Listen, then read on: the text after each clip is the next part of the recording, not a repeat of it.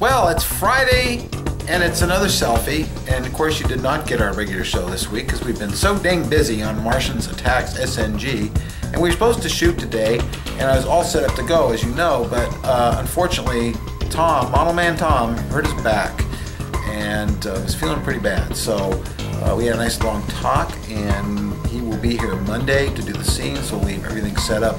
This is giving me some time, which I was going to do later, to work on the background for this, which, by the way, Richard Cave, is a 3D animated background, and so we're going to be shooting this from different angles and matching the 3D models. I've been doing a lot of work on these. They were just rough yesterday, and as you can see behind me, they're getting a lot more involved.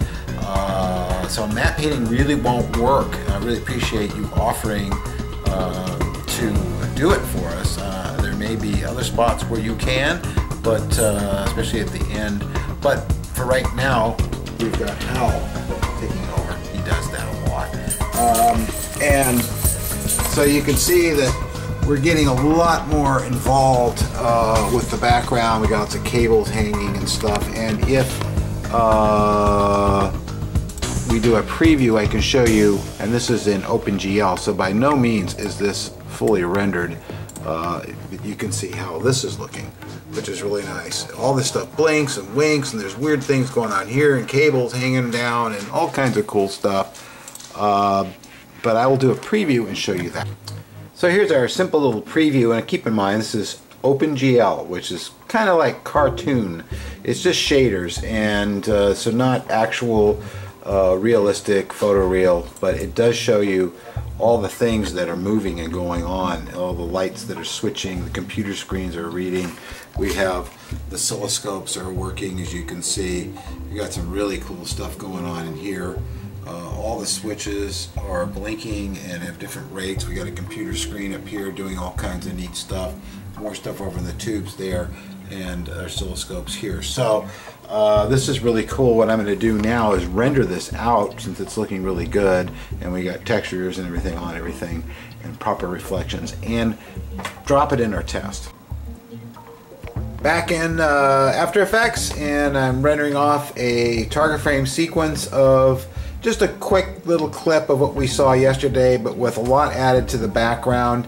And a lot of different things going on in animations. I still want to work on it a bit more, but I wanted to see how this looks. It's just a quick test. We're still going to have spill problems, although I got rid of a lot of them. Changing the lighting when we shoot on Monday will really help. So let's see how this little clip works out.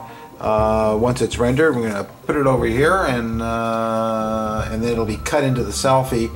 It'll be the same one as yesterday, but you should be able to see a difference. At least I should anyway. All the cool stuff behind me, and hopefully this test will work out really well. I have to kind of stand low and because this camera's lens is just not that wide, so we're going to have to change our angle a bit, but I can walk. Well, that's going to be it for our selfie today. A short one indeed, but I was real pleased to get another test off and have it come out so well, although I have to go back in, and this is why we do tests. When Tom and I get together on Monday, we have to reset the lighting. I'm getting too much kickback.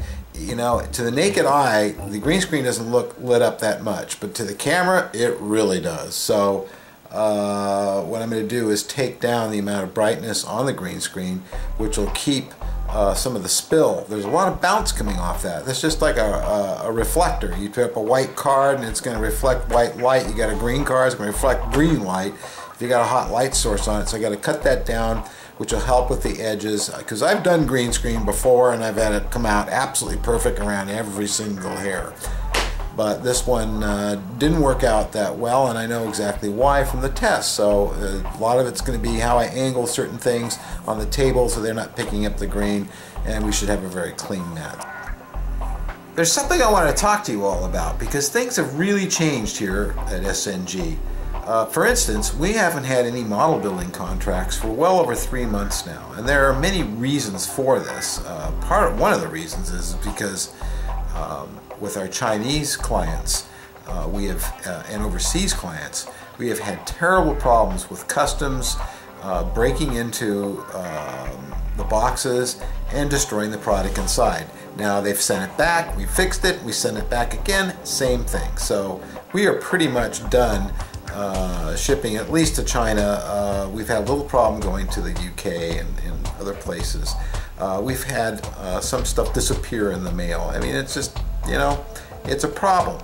But the main reason is because the business of building models for personal collections is unprofitable for us at SNG, because in recent times, how much money you can get paid for building a model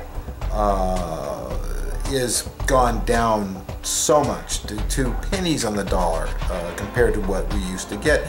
And this is because there's a lot of people out there building models now, and they're building them at home, and not necessarily as businesses, but because they love it, and they figure, well, gee, if I'm getting a little bit of money on top of building this thing, I'm having so much fun, I'm doing good. And maybe you are. And then there's companies out there that are making completely finished models, and they claim these models are made in the United States. I think the jury's still out on that one. But they're making them so incredibly cheap, you know. I mean, $5,000 for a refit with the gardens and the open hangar and all the lighting and everything else that's going on in the fabulous base. We can't do that here at SNG. It takes a couple of months to build a model like that. So you divide $5,000 into 2 months, and that's working Monday through Friday. You count for the fact that you do have to take out and put aside taxes for that money, so which greatly reduces how much you're getting per week.